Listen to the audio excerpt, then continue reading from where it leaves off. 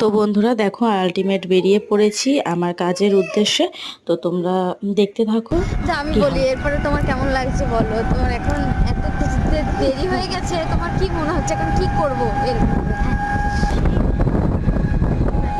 মৌসুমীতে তোমার কি হয়েছে, এত টেনশনে পড়ে আছো কেন? আমার প্রচন্ড টেনশন হচ্ছে, কেননা আজকে দুটো ব্রাইড সাজানো আছে।